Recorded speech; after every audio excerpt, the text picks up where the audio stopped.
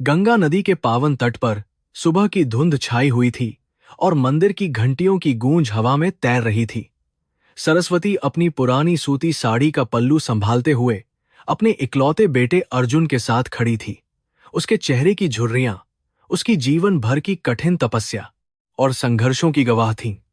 आज उसका बेटा अपने सपनों को पंख देने के लिए मायानगरी मुंबई जा रहा था। मां का दिल डूब रहा था, लेकिन उसने अपनी आंखों के आंसुओं को पी लिया ताकि अर्जुन का हौसला न टूटे और वह खुशी खुशी अपनी नई यात्रा शुरू करे। अर्जुन के पास केवल एक छोटा सा सूटकेस और अपनी मां का अटूट विश्वास था।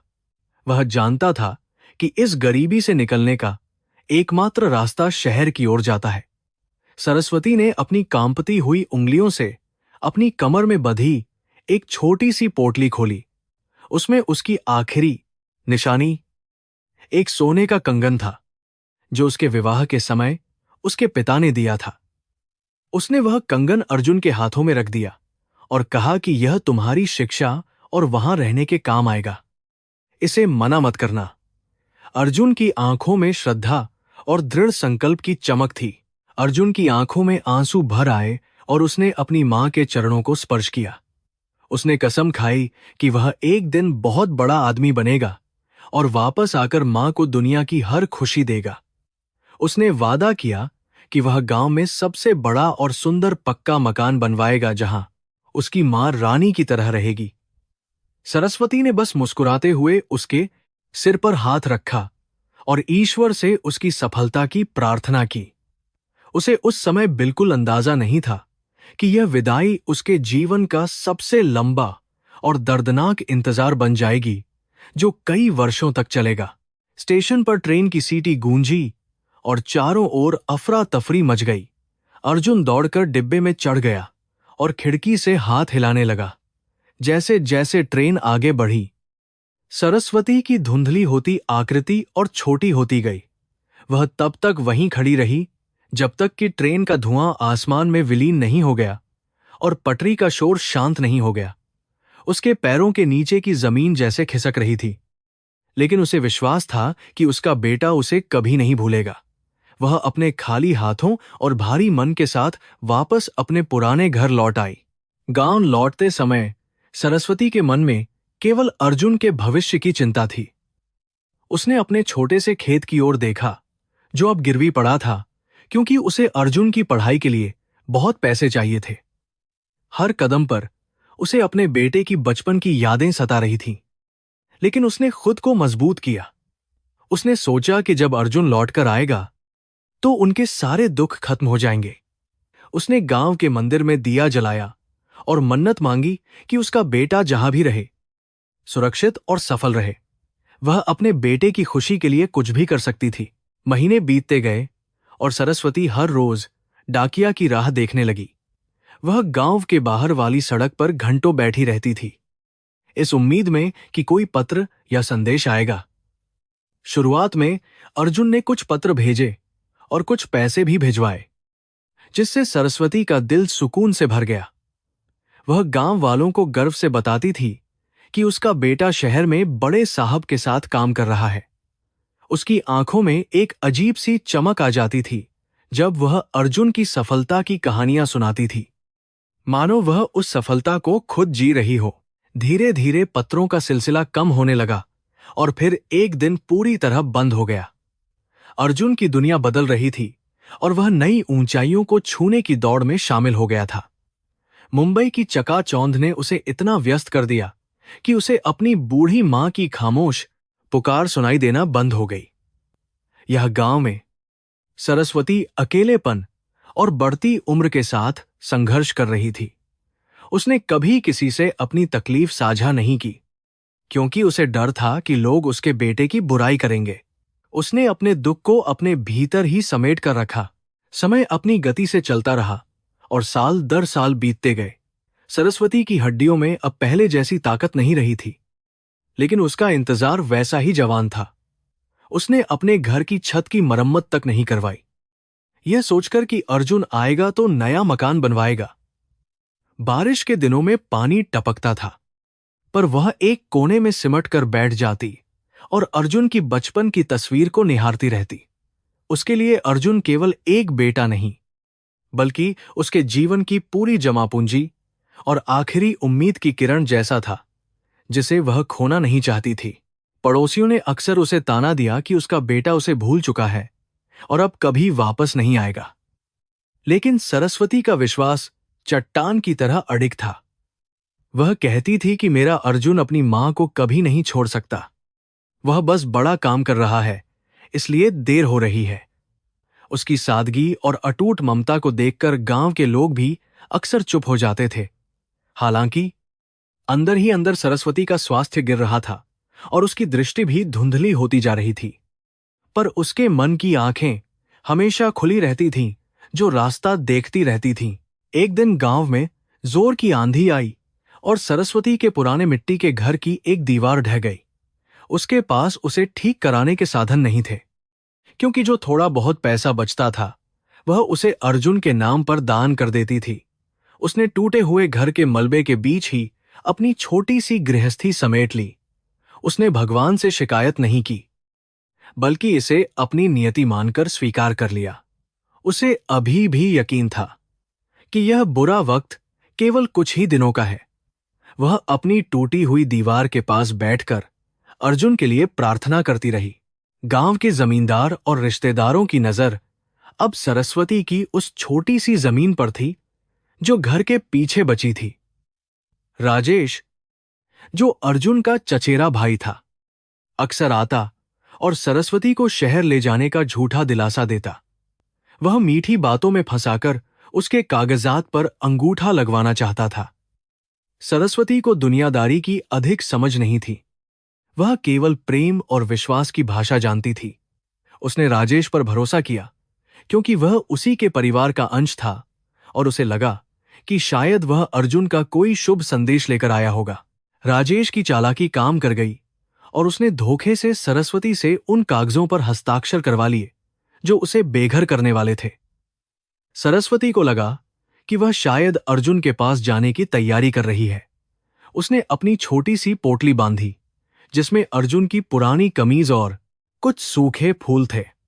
लेकिन राजेश ने उसे स्टेशन ले जाने के बजाय गांव के बाहर एक ऊसर जमीन पर छोड़ दिया, जहां केवल कूड़ा, कचरा और फटे हुए तिरपाल के कुछ टुकड़े पड़े थे।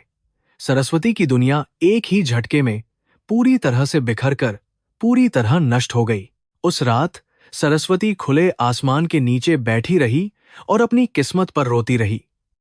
उसने कभी सपने में भी नहीं सोचा था कि उसका अपना ही खून उसे इस तरह बेसहारा छोड़ देगा। उसने फटे हुए प्लास्टिक के बोरों और बांस की डंडियों की मदद से एक छोटी सी झोपड़ी बनाने की कोशिश की। उसके हाथ कांप रहे थे और भूख से शरीर टूट रहा था, लेकिन मां की ममता अभी भी जीवित थी। उसने सोचा कि अगर अर्जुन वापस आया और उसे घर पर नहीं पाया, तो वह उसे इस भीड़-भाड़ वाले गांव में कैसे ढूंढ पाएगा। गांव के किनारे बने उस तंबू में सरस्वती का नया जीवन शुरू हुआ, जो नरक से कम नहीं था। उसे अब अपनी रोटी के लिए गांव के घरों में जाकर भीख मांगनी पड़ती थी या फिर मजदूरी करनी पड़ती थी। लोग उसे पागल समझकर पत्थर मारते थे या फिर दया की दृष्टि से देखते थे, लेकिन सरस्वती ने अपना स्वाभिमान नहीं खोया। वह आज भी हर सुबह उठकर गंगा में स्नान करती और सूरज को अर्घ्य देकर अपने बेटे की लंबी उम्र और समृद्धि की कामना करती थी। उसका त्याग और तपस्या अब उसके जीवन की सबसे बड़ी और एकमात्र पहचान बन चुके थे। दिन हफ्तों में और हफ्ते महीनों में बदलते चले गए, लेकिन सरस्वती की आंखों से उम्मीद का दीपक नहीं बुझा। वह कूड़े के ढेर के पास बैठी रहती और सड़क पर आने जाने वाली हर गाड़ी को बड़े गौर से देखती। उसे लगता था कि शायद किसी महंगी कार में उसका अर्जुन बैठा होगा और उसे देखकर चिल्लाएगा। उसकी कल्पनाएं ही उसकी असली शक्ति थीं, जो उसे इस दयनीय स्थिति में भी जीवित रखे हुए थीं। सर्दी की रातों में वह ठिठुरती रहती, पर अर्जुन के दिए हुए पुराने वादों की गर्माहट उसे सुरक्षित और गर्म महसूस कराती थी। एक दिन गांव के मंदिर में एक बड़े उत्सव का आयोजन हुआ, जहां दूर दराज से बहुत से लोग आए थे। सरस्वती ने सोचा कि शायद इस भीड़ में कोई ऐसा मिल जाए जो उसे अर्जुन के बारे में कुछ बता सके। उसने अपने सबसे साफ कपड़े पहने, जो हालांकि फटे हुए थे, और मंदिर की सीढ़ियों पर बैठ गई। वहां उसने कई लोगों से पूछा कि क्या उन्होंने मुंबई से आए किसी साहब को देखा है। लोगों ने उसका मजाक उड़ाया और उसे वहां से भगा दिया। वह उदास होकर वापस अपने तंबू में लौट आई और रात भर फूट फूट कर रोती रही। उसकी मानसिक स्थिति धीरे धीरे बिगड़ने लगी थी, लेकिन अर्जुन का नाम उसकी जुबान पर हमेशा रहता था। वह अक्सर हवाओं से बातें करती और कहती कि देखो मेरा बेटा आने वाला है। उसने अपने झोपड़े के सामने कुछ जंगली फूल उगाए थे, ताकि जब अर्जुन आए तो उसे अच्छी खुशबू मिले। वह हर शाम एक छोटा सा मिट्टी का दिया जलाती थी, ताकि अंधेरे में उसका बेटा रास्ता न भटक जाए। यह दिया केवल तेल से नहीं, बल्कि एक मां के अटूट विश्वास और शुद्ध प्रेम की लौ से हर रात जलता रहता था। गांव के बच्चों के लिए वह एक रहस्यमयी बुढ़िया बन गई थी, जो हमेशा बड़बड़ाती रहती थी। लेकिन कुछ बुजुर्ग जानते थे कि यह वही सरस्वती है जिसने अपने बेटे के लिए अपना सब कुछ न्योछावर कर दिया। वे उसकी हालत देखकर दुखी होते थे, लेकिन राजेश के डर से कोई उसकी मदद करने आगे नहीं आता था। राजेश ने अब गांव में अपनी बड़ी हवेली बनवा ली थी और वह सरस्वती को एक धब्बा मानता था। उसने कड़ा पहरा लगा दिया था, ताकि कोई भी सरस्वती की खबर शहर में अर्जुन तक न पहुंचा सके। सरस्वती की झोपड़ी अब पूरी तरह से जर्जर हो चुकी थी और बारिश का पानी सीधे उसके बिस्तर पर गिरता था।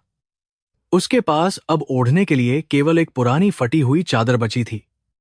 फिर भी उसने हार नहीं मानी और अपनी नियति के साथ समझौता कर लिया। वह अक्सर नदी के किनारे बैठकर बहते पानी को देखती और सोचती कि यह पानी शायद मुंबई की ओर जा रहा होगा।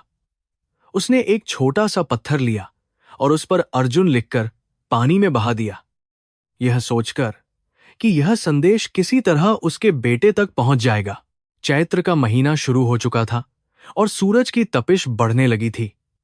सरस्वती का शरीर अब बहुत कमजोर हो गया था और उसे तेज बुखार रहने लगा था। वह दिन भर अपने तंबू के अंदर पड़ी रहती और बस अर्जुन का नाम पुकारती रहती। उसे आभास होने लगा था कि शायद उसकी जिंदगी का अंत अब बहुत निकट है। उसने ईश्वर से प्रार्थना की कि हे भगवान, मुझे तब तक मौत मत देना जब तक मैं अपने बेटे का चेहरा एक बार फिर से न देख लूं। उसकी यह करुण पुकार पूरे ब्रह्मांड में गूंज उठी। उसी समय सैकड़ों मील दूर मुंबई के एक आलीशान दफ्तर में अर्जुन अपनी बड़ी डील फाइनल कर रहा था। उसके पास धन, प्रसिद्धि और ऐश्वर्य सब कुछ था, लेकिन उसके मन में एक अजीब सी बेचैनी थी। उसे बार बार अपनी मां का चेहरा याद आ रहा था और वह सोने का कंगन उसकी आंखों के सामने चमक रहा था। उसने 10 साल से अपनी मां की आवाज नहीं सुनी थी और न ही उसे कोई पत्र भेजा था। अचानक उसे अपनी सफलता नॉर्ड गैल खोखली लगने लगी और उसे महसूस हुआ कि उसने अपना सब कुछ गांव में छोड़ दिया है। जब अर्जुन पहली बार मुंबई के विक्टोरिया टर्मिनस स्टेशन पर उतरा, तो उसकी आंखों में भविष्य के प्रति एक अजीब सा डर और उत्साह दोनों थे। चारों ओर लोगों का हुजूम और ऊंची इमारतों को देखकर उसे लगा कि वह किसी दूसरी ही दुनिया में आ गया है। उसने अपनी जेब में रखे उस सोने के कंगन को जोर से पकड़ लिया, जो उसकी मां की आखिरी निशानी थी। उसे याद आया कि कैसे उसकी मां ने उसे विदा करते समय अपना सब कुछ उस पर न्योछावर कर दिया था। उसने मन ही मन खुद से वादा किया कि वह इस शहर को अपनी मुट्ठी में कर लेगा और जल्द ही अपनी मां को यहां बुलाएगा। शुरुआती दिन संघर्षों से भरे थे और अर्जुन ने एक छोटी सी सॉफ्टवेयर कंपनी में साधारण क्लर्क के रूप में काम करना शुरू किया। वह दिन रात मेहनत करता और रात को एक छोटे से कमरे में सोता, जिसे वह 3 अन्य लोगों के साथ साझा करता था। हर महीने की पहली तारीख को वह सबसे पहले अपनी मां के लिए मनी ऑर्डर भेजता था। वह पत्रों में लिखता था कि मां, मैं जल्द ही बहुत अमीर बन जाऊंगा और फिर हमारे पास अपनी कार और एक बड़ा घर होगा। उस समय उसकी मां की यादें ही उसके लिए सबसे बड़ी प्रेरणा और उसकी ताकत थी। किस्मत ने करवट ली और अर्जुन की कड़ी मेहनत ने उसके बॉस मिस्टर खन्ना का ध्यान आकर्षित किया। अर्जुन ने एक ऐसा सॉफ्टवेयर डिजाइन किया जिसने कंपनी के मुनाफे को रातों रात दोगुना कर दिया। उसे पदोन्नति मिली और उसकी तनख्वाह भी कई गुना बढ़ गई। अब वह एक आलीशान अपार्टमेंट में रहने लगा था और उसका सामाजिक दायरा भी बदलने लगा था। धीरे धीरे मुंबई की चकाचौंध उसके ऊपर हावी होने लगी और गांव की धूल भरी गलियां उसके दिमाग से धुंधली होने लगी। उसे लगने लगा कि उसका अतीत उसके वर्तमान की सफलता के रास्ते में एक बोझ की तरह है। मिस्टर खन्ना की बेटी माया, जो पेरिस से लौटकर आई थी, अर्जुन के आत्मविश्वास और उसकी बुद्धिमानी से बहुत प्रभावित हुई। माया आधुनिक विचारों वाली लड़की थी जिसे सादगी और गांव के रीति रिवाज बिल्कुल पसंद नहीं थे। अर्जुन ने खुद को माया के रंग में ढालना शुरू कर दिया और अपनी जड़ों को छिपाने लगा। वह अब महंगे ब्रांड के कपड़े पहनने लगा था और अंग्रेजी लहजे में बात करने लगा था। उसे डर था कि अगर माया को उसके गरीब और देहाती पृष्ठभूमि के बारे में पता चला तो वह उसे छोड़ देगी और उसकी सफलता का सपना टूट जाएगा। महीने बीतते गए और सरस्वती के पत्रों का जवाब देना अर्जुन के लिए एक बोझ जैसा लगने लगा। वह अब अपनी मां को फोन करने से भी कतराने लगा था, क्योंकि उसे लगता था कि मां की रोने वाली बातें और गांव की परेशानियां उसे मानसिक रूप से परेशान कर देंगी। उसने खुद को यह कहकर दिलासा दिया कि वह मां के लिए पैसे तो भेज ही रहा है और पैसा ही सबसे बड़ी चीज है। उसे यह एहसास नहीं था कि एक मां को पैसे से ज्यादा अपने बेटे की आवाज और उसके साथ की जरूरत होती है। उसका हृदय धीरे धीरे पत्थर होता गया। जब मिस्टर खन्ना ने अपनी बेटी माया का हाथ अर्जुन के हाथ में देने का फैसला किया तो अर्जुन ने एक बहुत बड़ा झूठ बोला। उसने कहा कि उसके माता पिता अब इस दुनिया में नहीं है और उसका गांव में कोई नहीं बचा है। यह झूठ उसने अपने करियर को बचाने और माया के परिवार में अपनी जगह पक्की करने के लिए बोला था। उस दिन उसने मानसिक रूप से अपनी जीवित मां का तर्पण कर दिया। उसकी आत्मा ने उसे एक बार झकझोरा जरूर, लेकिन उसकी महत्वाकांक्षाओं के शोर ने उस धीमी आवाज को कुचल दिया और वह खुशियों में डूब गया। अर्जुन और माया की शादी मुंबई के सबसे महंगे होटल में हुई, जहां देश के बड़े बड़े राजनेता और व्यापारी शामिल हुए। एक तरफ अर्जुन अपनी नई जिंदगी के जश्न में डूबा था और दूसरी तरफ गांव में सरस्वती ने उस दिन अपनी आखिरी जमापूंजी खर्च करके मंदिर में भंडारा करवाया था। उसे विश्वास था कि उसका बेटा किसी बड़ी मुसीबत में है, इसीलिए वह संपर्क नहीं कर पा रहा है। उसे क्या पता था कि उसका बेटा उसी समय अपनी मां के अस्तित्व को ही पूरी दुनिया के सामने नकार रहा है और एक झूठी पहचान जी रहा है। शादी के बाद अर्जुन की जिंदगी पूरी तरह बदल गई और वह खन्ना साम्राज्य का उत्तराधिकारी बन गया। वह अब बिजनेस ट्रिप्स पर विदेश जाने लगा और उसकी दुनिया केवल 5 स्टार होटलों और मीटिंग्स तक सिमट कर रह गई। गांव से आने वाले पत्रों को उसने अब पढ़ना भी बंद कर दिया था। उसने अपने सेक्रेटरी को निर्देश दिया कि गांव के पते से आने वाले किसी भी लिफाफे को सीधे रद्दी में डाल दिया जाए। उसे लगने लगा था कि वह एक अलग प्रजाति का इंसान बन चुका है, जिसका उस गरीबी और भूखमरी से कोई संबंध नहीं है। अर्जुन के मन में अब केवल एक ही लक्ष्य था, दुनिया का सबसे अमीर आदमी बनना। वह भूल गया कि कैसे उसकी मां ने भूखे रहकर उसे खिलाया था और कैसे अपनी आखिरी चूड़ियां बेचकर उसे शहर भेजा था। मुंबई की हवा में एक ऐसा नशा था जिसने उसके संस्कारों को पूरी तरह से मिटा दिया था। वह अपने आलीशान ऑफिस की कांच की खिड़की से नीचे सड़क पर रेंगते हुए लोगों को देखता और खुद पर गर्व महसूस करता।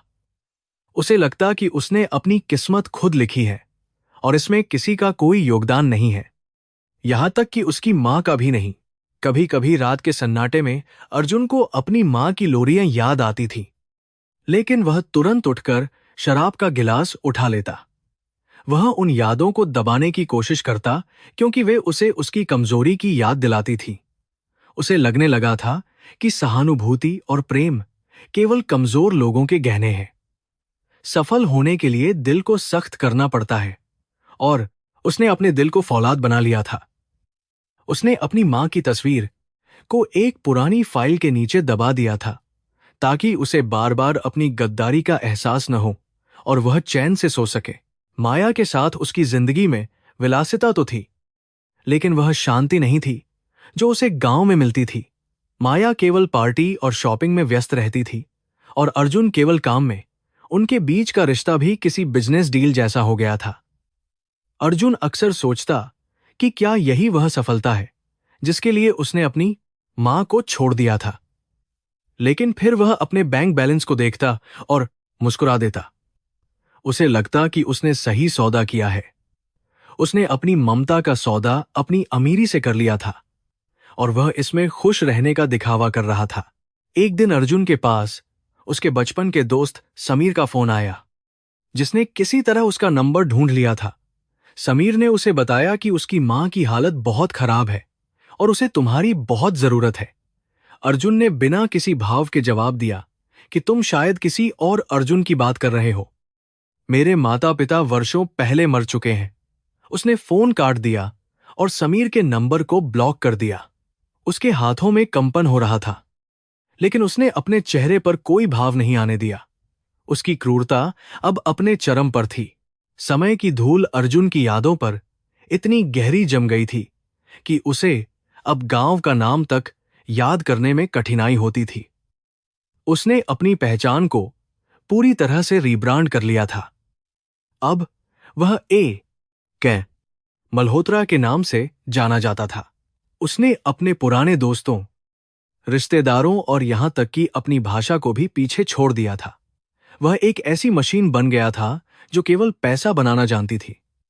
उसे यह भ्रम हो गया था कि वह समय को अपनी उंगलियों पर नचा सकता है और उसका अतीत कभी लौटकर नहीं आएगा।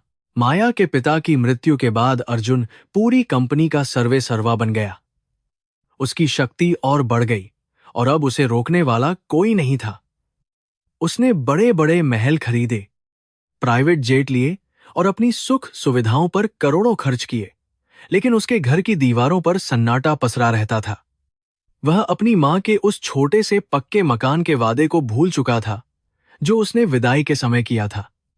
उसकी अपनी हवेली इतनी बड़ी थी कि उसमें सैकड़ों सरस्वती समा सकती थी, पर उसके दिल में उस बूढ़ी मां के लिए 1 इंच जगह भी नहीं बची थी।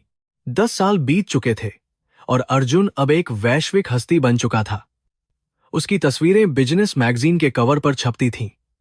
उसे अपनी सफलता पर इतना घमंड था कि उसे लगने लगा था कि वह ईश्वर से भी ऊपर है। उसे कर्म और भाग्य जैसी बातों पर कोई विश्वास नहीं रह गया था। वह अक्सर अपनी पत्नी से कहता कि इंसान अपनी तकदीर खुद बनाता है। उसे नहीं पता था कि नियति अपना जाल बुन रही थी और कर्मों का हिसाब बहुत जल्द होने वाला था। उसकी ऊंचाई ही उसकी गिरावट का कारण बनने वाली थी। उस साल मुंबई में भयानक बारिश हुई जिसने शहर की रफ्तार रोक दी। अर्जुन अपने पेंटहाउस में बैठकर बारिश को देख रहा था।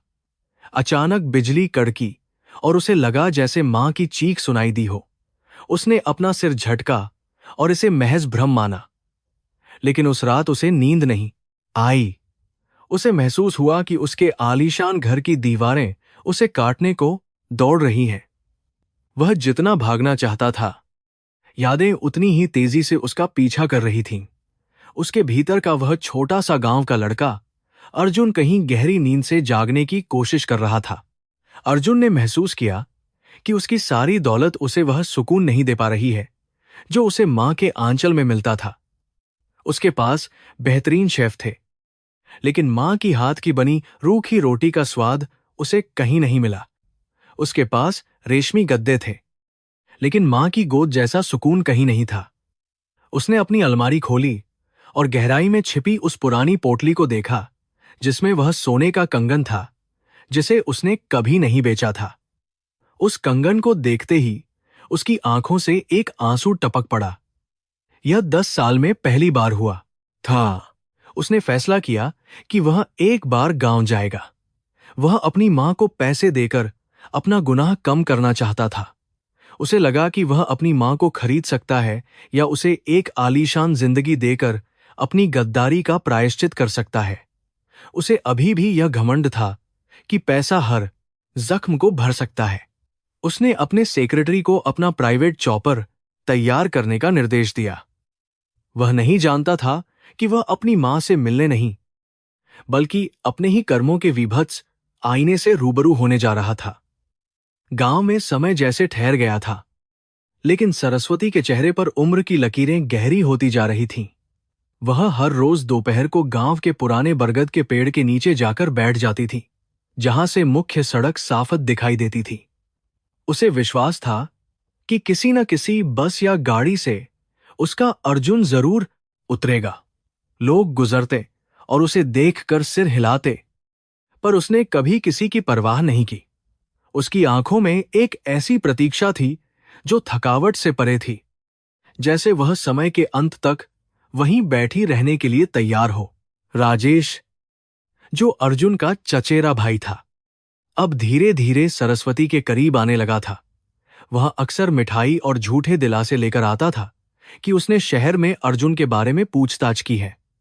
उसने सरस्वती को विश्वास दिला दिया कि अर्जुन बहुत बड़े संकट में है और उसे बचाने के लिए पैसों की सख्त जरूरत है। भोली मां ने अपनी बची कुची जमीन के कागजात राजेश को सौंप दिए, यह सोचकर कि शायद इससे उसके बेटे की मुसीबत टल जाएगी। उसे क्या पता था कि वह अपने ही विनाश की पटकथा पर अंगूठा लगा रही है और घर से बेघर होने वाली है। सरस्वती की आर्थिक स्थिति अब बद से बदतर हो गई थी, क्योंकि घर में आमदनी का कोई जरिया नहीं बचा था। उसने अपने छोटे से आंगन में साग सब्जी उगाकर और उन्हें बाजार में बेचकर गुजारा करना शुरू कर दिया। उसकी कमर झुक गई थी और घुटनों में दर्द रहता था, लेकिन वह काम करना बंद नहीं करती थी। उसे डर था कि अगर वह बीमार पड़ गई तो जब अर्जुन वापस आएगा तो उसे गर्म खाना कौन खिलाएगा। उसकी हर सांस में केवल अपने बेटे का नाम था, जबकि उसका बेटा उसे एक बुरे सपने की तरह भूल चुका था।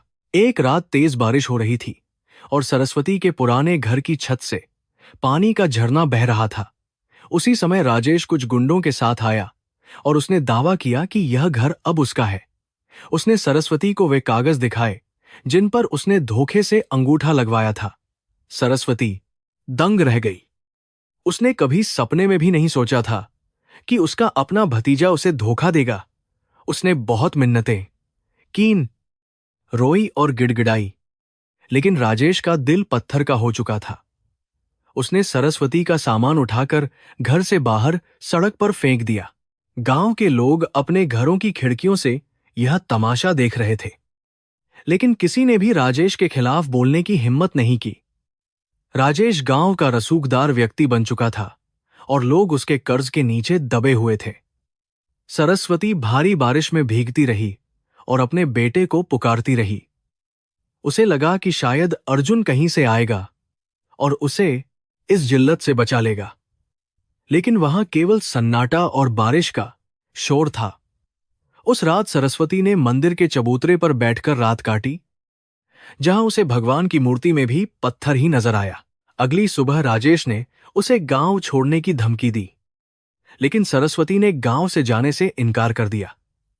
उसने सोचा कि अगर वह गांव छोड़ देगी तो अर्जुन उसे कहां ढूंढेगा। उसने गांव के किनारे एक बड़े कूड़े के ढेर के पास एक खाली जमीन का टुकड़ा चुना। वहां उसने फटे हुए तिरपाल, प्लास्टिक के बोरों और बांस की लकड़ियों की मदद से एक छोटी सी झोपड़ी बनाई। यह झोपड़ी इतनी छोटी थी कि वह उसमें ठीक से बैठ भी नहीं सकती थी। उस आलीशान घर से निकलकर वह अब एक गंदे नाले के किनारे रहने को मजबूर थी। सरस्वती का नया ठिकाना अब कुत्तों और मक्खियों का घर बन चुका था, जहां दुर्गंध के कारण सांस लेना भी दूभर था। उसने अपनी रसोई के नाम पर 2 पत्थर रखे और एक पुराना मिट्टी का बर्तन जिसमें वह भीख में मिला अनाज पकाती थी। लोग उसे अब पागल बुढ़िया कहने लगे थे, क्योंकि वह अक्सर हवा से बातें करती थी। वह फरमान है, लेकिन जी से वरीस बातें अपने तंबू के बाहर बैठकर मिट्टी से खिलौने बनाती और कहती कि ये अर्जुन के बचपन के दोस्त हैं। उसकी याददाश्त अब धुंधली हो रही थी, लेकिन ममता का वह दिया अभी भी जल रहा था। सर्दियों के मौसम में जब उत्तर भारत की ठंडी हवाएं चलती थीं, सरस्वती केवल एक फटी हुई चादर में लिपटी रहती थी। उसकी हड्डियां ठंड से कड़कड़ाती थीं और उसकी खांसी रात भर शांत नहीं होती थी। उसके पास आग जलाने के लिए सूखी लकड़ियां भी नहीं थीं, इसलिए वह कूड़े से प्लास्टिक बीनकर उसे जलाती थी। उस जहरीले धुएं ने उसकी आंखों को और भी खराब कर दिया।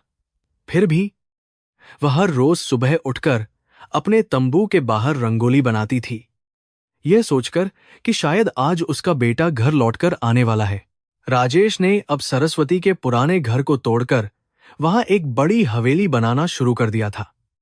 मशीनों का शोर सरस्वती के कानों में हथौड़े की तरह चुभता था, क्योंकि उस घर की हर ईंट में अर्जुन की यादें बसी थीं।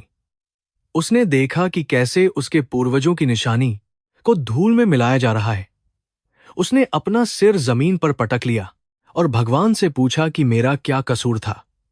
क्या एक मां होना और अपने बेटे को प्यार करना इतना बड़ा पाप है, जिसकी सजा उसे इस उम्र में मिल रही है? गांव के कुछ दयालु बच्चों ने कभी कभी उसे चोरी छिपे रोटी दे दी, लेकिन बड़ों ने उन्हें मना कर दिया।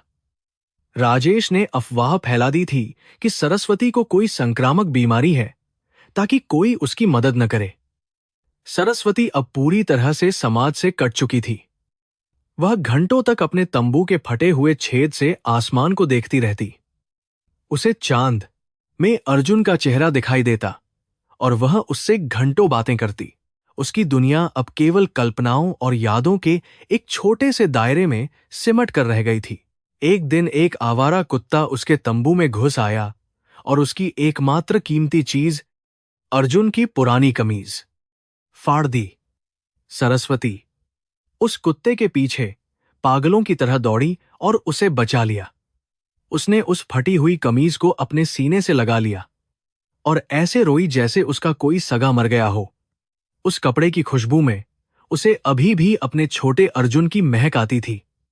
उसने सुई धागा लेकर उसे जोड़ने की कोशिश की, लेकिन उसकी कांपती उंगलियां और धुंधली आंखें उसका साथ नहीं दे रही थीं। उसकी शारीरिक स्थिति इतनी बिगड़ गई कि उसे अब चलने के लिए एक लकड़ी का सहारा लेना पड़ता था। उसके पैर सूज गए थे और उनमें गहरे घाव हो गए थे, लेकिन उसकी आस्था इतनी प्रबल थी कि वह हर पूर्णिमा को घिसटते हुए गंगा के घाट तक जाती थी। वह गंगा मैया से केवल एक ही वरदान मांगती थी कि मरने से पहले उसे अर्जुन के हाथों से गंगाजल मिल जाए। उसे अपनी मुक्ति की चिंता नहीं थी। उसे बस अपने बेटे के माथे को चूमने की एक आखिरी चाहत थी जो उसे जीवित रखे हुए थी। पड़ोस की एक औरत ने एक बार उससे पूछा कि तुम अभी उस पत्थर दिल बेटे का इंतजार क्यों करती हो जो तुम्हें भूल गया? सरस्वती ने शांत स्वर में उत्तर दिया कि बेटा चाहे मां को भूल जाए, पर मां अपने अंश को कभी नहीं भूल सकती। उसने कहा कि अर्जुन मेरा गौरव है और वह जरूर आएगा। उसे बस काम से फुर्सत नहीं मिल रही होगी। उसकी इस निस्वार्थ ममता को देखकर उस औरत की आंखों में भी आंसू आ गए। सरस्वती की बातों में एक ऐसा विश्वास था जो हिमालय से भी ऊंचा था। समय के क्रूर प्रहारों ने सरस्वती को अंदर से पूरी तरह तोड़ दिया था, पर उसकी आत्मा अभी भी अडिग थी।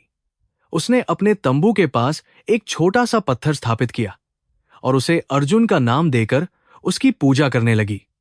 वह उसे रोज भोग लगाती, चाहे वह खुद भूखी क्यों न रहे। उसके लिए वह पत्थर ही उसका जीवित बेटा था। उसने अपनी पूरी गरिमा उस गंदगी और गरीबी में भी बनाए रखी थी। वह कभी किसी के सामने हाथ नहीं फैलाती थी, बल्कि लोग खुद उसकी स्थिति देखकर कुछ दे जाते थे। गर्मी के दिनों में जब लू चलती थी, सरस्वती का तंबू एक भट्टी की तरह गर्म हो जाता था। वह प्यास से तड़पती रहती, लेकिन उसे पानी पिलाने वाला कोई नहीं था। उसे याद आता कि कैसे बचपन में अर्जुन उसे जबरदस्ती पानी पिलाता था जब वह उपवास रखती थी। उन यादों की शीतलता ही उसे उस चिलचिलाती धूप में जीने की शक्ति देती थी। वह मिट्टी के घड़े को सहलाती और कल्पना करती कि अर्जुन उसे अपने हाथों से पानी पिला रहा है। उसका पागलपन अब उसकी सुरक्षा कवच बन चुका था। राजेश की हवेली अब बनकर तैयार हो गई थी और वहां एक बड़ा उद्घाटन समारोह रखा गया था। पूरे गांव को दावत दी गई थी, सिवाय सरस्वती के। वह अपने तंबू के बाहर बैठी पकवानों की खुशबू सूंघ रही थी और उसे याद आ रहा था कि कैसे वह अर्जुन के लिए खीर बनाती थी। उसने अपने मन को समझाया कि अर्जुन जब आएगा तो वह उसे इससे भी अच्छी दावत देगा। उसने अपनी फटी हुई साड़ी के पल्लू से अपनी आंखें पोंछीं और अपने फटे हुए तिरपाल को और कसकर बांध लिया। रात के अंधेरे में सरस्वती अक्सर अपने तंबू के बाहर एक मिट्टी का दिया जलाती थी। वह दिया अक्सर हवा के झोंकों से बुझ जाता था, लेकिन वह उसे बार बार जलाती थी। उसे लगता था कि अगर दिया बुझ गया तो अर्जुन रास्ता भूल जाएगा। उस छोटे से दिए की लौ में उसे अपनी जिंदगी की आखिरी उम्मीद नजर आती थी। वह दिया जलता रहा और उसके साथ साथ सरस्वती की सांसें भी चलती रहीं, इस इंतजार में कि कब धूल भरी सड़क पर अर्जुन के कदमों की छाप सुनाई देगी और उसे मां कहेगी। मुंबई के अपने आलीशान पेंटहाउस की खिड़की से बाहर देखते हुए अर्जुन को सब कुछ फीका लग रहा था। उसकी ऊंची सफलता और करोड़ों की संपत्ति उसे वह संतोष नहीं दे पा रही थी जिसकी उसे तलाश थी। उसका मन अशांत था और एक अनजाना डर उसे भीतर ही भीतर खाए जा रहा था। उसे महसूस हुआ कि उसने अपनी जड़ों को काटकर जो ऊंचाई प्राप्त की है वह बहुत ही अस्थिर है। उसे बार बार मां के हाथ के बने खाने की याद आती थी, जिसने उसे बचपन में हर मुश्किल से लड़ने की शक्ति दी थी। एक रात अर्जुन ने एक बहुत ही भयानक सपना देखा, जिसमें उसकी मां एक गहरे अंधेरे गर्त में गिर रही थी और मदद के लिए उसे पुकार रही थी। वह चिल्लाया मां, और अचानक उसकी आंख खुल गई। उसका पूरा शरीर पसीने से लथपथ था और उसका दिल जोरों से धड़क रहा था। उसने खिड़की खोली, लेकिन ताजी हवा भी उसे सुकून नहीं दे सकी। वह सपना महज एक इत्तेफाक नहीं था, बल्कि उसकी दबी हुई चेतना की एक पुकार थी, जो अब और अधिक अनसुनी नहीं की जा सकती थी। अगले दिन दफ्तर में अर्जुन का मन काम में बिल्कुल नहीं लगा।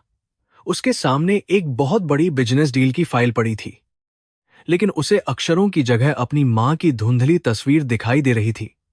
उसने महसूस किया कि पिछले 10 वर्षों में उसने मां को एक बार भी याद नहीं किया। उसकी सफलता के पीछे जिस मां का बलिदान था, उसे उसने हाशिए पर धकेल दिया था। यह एहसास उसे एक अपराधी की तरह महसूस करा रहा था। उसे लगा कि वह दुनिया के लिए सफल है, पर खुद के लिए एक गद्दार। शाम को एक हाई प्रोफाइल पार्टी में अर्जुन की मुलाकात एक पुराने परिचित से हुई, जो हाल ही में उसके गांव के पास से लौटा था। उस व्यक्ति ने बातों बातों में बताया कि उसने गांव में एक बूढ़ी औरत को देखा, जो कूड़े के ढेर के पास एक फटे हुए तंबू में रहती है और दिन भर अर्जुन का नाम रटती रहती है। अर्जुन के हाथ से शराब का गिलास छूटकर फर्श पर गिर गया और टुकड़े टुकड़े हो गया। उसके कानों में जैसे बिजली कड़की और उसका चेहरा सफेद पड़ गया, मानो उसे कोई बड़ा झटका लगा हो। अर्जुन तुरंत पार्टी छोड़कर अपने घर वापस आ गया और उसने अपनी तिजोरी खोली। वहां सबसे नीचे एक मखमली डिब्बे में वह सोने का कंगन रखा था, जिसे उसकी मां ने विदा करते समय दिया था। उस कंगन की चमक अब फीकी पड़ गई थी, लेकिन उसकी अहमियत अर्जुन के लिए अब अरबों की संपत्ति से भी ज्यादा थी। उसने उस कंगन को अपने माथे से लगाया और फूट फूट कर रोने लगा। उसे लगा कि वह कंगन नहीं, बल्कि उसकी मां का दिल है, जिसे उसने 10 साल से कैद कर रखा था। उसने अपनी पत्नी माया से बात करने की कोशिश की, लेकिन माया ने उसकी बातों को गंभीरता से नहीं लिया। उसने कहा कि तुम शायद काम के तनाव के कारण ऐसी बातें कर रहे हो और तुम्हें एक लंबी छुट्टी की जरूरत है। माया की बातों ने अर्जुन को और भी अकेला कर दिया। उसे समझ आ गया कि इस आलीशान घर में उसकी मां के लिए कोई जगह नहीं है और न ही उसकी भावनाओं के लिए। उसने तय किया कि वह अब और इंतजार नहीं करेगा और उसे अपनी जड़ों की ओर वापस जाना ही होगा। अर्जुन ने अपने सेक्रेटरी को बुलाया और अगले ही दिन की फ्लाइट बुक करने का निर्देश दिया। उसने किसी को नहीं बताया कि वह कहां जा रहा है। उसके मन में अपराधबोध और बेचैनी का एक ऐसा तूफान उठा था जो उसे चैन से बैठने नहीं दे रहा था। उसे डर लग रहा था कि कहीं बहुत देर न हो गई हो। उसने उन सभी पत्रों को खोजने की कोशिश की जो उसकी मां ने भेजे थे, लेकिन उसे पता चला कि उसके नौकरों ने उन्हें बहुत पहले ही जला दिया था। रात भर अर्जुन सो नहीं सका और अपने बचपन की यादों को समेटता रहा। उसे याद आया कि कैसे उसकी मां ने एक एक पैसा जोड़कर उसे शहर भेजा था। उसने अपनी मां को जो दर्द दिया था उसका हिसाब करना अब मुमकिन नहीं था। वह बार बार खुद को कोस रहा था कि वह इतना अंधा कैसे हो गया कि उसे अपनी मां की ममता दिखाई नहीं दी। उसने सोचा कि वह अपनी मां को शहर ले आएगा और उसे दुनिया की हर सुख सुविधा देगा ताकि उसका पाप कुछ कम हो सके। अगली सुबह जब वह एयरपोर्ट की ओर जा रहा था तो उसे मुंबई की ऊंची इमारतें जेल की सलाखों जैसी लग रही थीं। उसे महसूस हुआ कि उसने इन 10 सालों में सिर्फ पैसा कमाया है, लेकिन अपनी आत्मा खो दी है। वह बार बार अपनी घड़ी देख रहा था, जैसे समय को तेजी से आगे बढ़ाना चाहता हो। उसके हाथ कांप रहे थे और उसका गला सूख रहा था। उसे गांव की मिट्टी की खुशबू याद आने लगी और वह उस पल की कल्पना करने लगा जब वह मां को गले लगाएगा। फ्लाइट में बैठे हुए भी अर्जुन का मन शांत नहीं था। वह खिड़की से बाहर बादलों को देख रहा था और सोच रहा था कि उसकी मां उसे पहचान पाएगी या नहीं। 10 साल का समय बहुत लंबा होता है और उसने अपनी मां को जो जख्म दिए थे वे शायद कभी नहीं भर सकते। उसने भगवान से प्रार्थना की कि बस एक बार उसे अपनी मां से माफी मांगने का मौका मिल जाए। उसे अपनी दौलत पर अब घृणा होने लगी थी क्योंकि वह समय को पीछे नहीं ले जा सकती थी। वाराणसी के हवाई अड्डे पर उतरते ही उसे एक अजीब सी शांति महसूस हुई। वहां की हवा में एक पवित्रता थी जो मुंबई के प्रदूषण में नहीं थी। उसने एक टैक्सी किराए पर ली और सीधे अपने गांव की ओर चल दिया। जैसे जैसे गाड़ी गांव के करीब पहुंच रही थी, अर्जुन के दिल की धड़कनें बढ़ती जा रही थीं। उसने उन रास्तों को पहचाना जहां वह बचपन में खेला करता था। सब कुछ बदल गया था, लेकिन यादें अभी भी वैसी ही ताजा और जीवंत थीं जैसी 10 साल पहले थीं। गांव की सड़क पर चलते हुए उसने देखा कि कई पुराने पेड़ कट चुके थे और वहां नई इमारतें बन गई थीं। उसे अपना पुराना घर याद आया, जहां उसने अपनी मां के साथ सबसे खूबसूरत पल बिताए थे। उसने ड्राइवर से गाड़ी तेज चलाने को कहा। उसके मन में एक अजीब सी हड़बड़ाहट थी। उसे लग रहा था कि कोई उसे पीछे से खींच रहा है, लेकिन उसका संकल्प दृढ़ था। वह अब एक सफल बिजनेसमैन नहीं, बल्कि एक प्यासा बेटा था जो मां के प्यार के लिए तड़प रहा था। जब वह गांव के मुख्य द्वार पर पहुंचा तो उसने देखा कि लोग उसे अचरज भरी नजरों से देख रहे थे। उसकी महंगी कार और ब्रांडेड कपड़े गांव के माहौल से बिल्कुल अलग थे। अर्जुन ने अपनी खिड़की का शीशा नीचे किया और अपने पुराने घर का पता पूछा। एक ग्रामीण ने उसे बताया कि वह घर तो अब राजेश का है और वहां एक बड़ी हवेली बन गई है। अर्जुन का दिल जोर से धड़का। उसे समझ नहीं आया कि राजेश का उस घर पर अधिकार कैसे हो गया और मां कहां गई। अर्जुन की कार जब उस हवेली के सामने रुकी तो उसने देखा कि वह घर वाकई बदल चुका था। वहां अब लोहे का बड़ा गेट था और सुरक्षा गार्ड खड़े थे। उसने गाड़ी से उतरकर अंदर जाने की कोशिश की, लेकिन गार्ड ने उसे रोक दिया। अर्जुन ने अपना परिचय दिया और राजेश को बाहर बुलाने को कहा। उसे अपनी संपत्ति और रसूख का जरा भी गुमान नहीं था। उसे बस अपनी मां की फिक्र सता रही थी। उसे लग रहा था कि यहां कुछ बहुत बुरा हुआ है जिसके बारे में वह नहीं जानता। राजेश बाहर आया और अर्जुन को देखकर उसके पैरों तले जमीन खिसक गई। उसने हकलाते हुए अर्जुन का स्वागत किया, लेकिन उसकी आंखों में डर साफ झलक रहा था। अर्जुन ने बिना किसी औपचारिक बातचीत के सीधे अपनी मां के बारे में पूछा। राजेश ने नजरें चुराते हुए कहा कि वह तो बहुत पहले ही कहीं चली गई है। अर्जुन ने राजेश का कॉलर पकड़ लिया और चिल्लाकर पूछा कि सच बताओ, मां कहाँ है। राजेश की घबराहट देखकर अर्जुन को यकीन हो गया कि उसकी मां के साथ बहुत बड़ा अन्याय हुआ है। गांव के एक बुजुर्ग ने पास आकर अर्जुन को बताया कि उसकी मां गांव के बाहरी इलाके में एक तंबू में रहती है। अर्जुन को अपनी कानों पर विश्वास नहीं हुआ। उसने सोचा कि क्या यह संभव है कि उसकी मां, जिसने उसे राजा बनाया, आज खुद सड़क पर है। उसने राजेश को एक धक्का दिया और पागलों की तरह अपनी कार की ओर भागा। उसके दिन जैसे जैसे वह गांव के किनारे की ओर बढ़ रहा था, दुर्गंध बढ़ती जा रही थी। उसने देखा कि वहां फटे हुए तिरपालों की एक छोटी सी बस्ती थी। अर्जुन ने गाड़ी सड़क पर ही छोड़ दी और पैदल ही उस गंदगी के बीच चलने लगा। उसके महंगे जूते कीचड़ में सने हुए थे, पर उसे इसकी परवाह नहीं थी।